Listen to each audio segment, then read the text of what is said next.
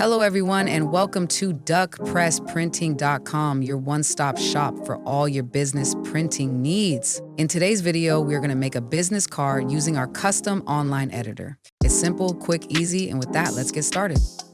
First, scroll over the section titled Build Your Own, located at the top of the screen in the menu bar. From there, move your mouse over the drop-down menu and select Business Card. This will take you to the Build Your Own Business Card page. Here you will find a wonderful catalog of card designs ready for you to use. From here, choose which design you would like to use and simply click on it. This will open the job specifications page. On this page, you can make such selections as quantity, paper stock, and choose special features like rounded corners.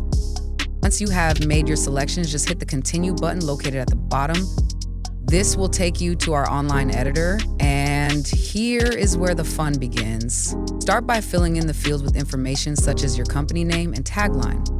If an area doesn't fit, you can always select the item and go to the Elements tab, which is located on the right side of the screen. Here you can change things like font size, position, and color. To edit the other side of the document, simply scroll over the Pages section located to the far left and choose which page you would like to work on.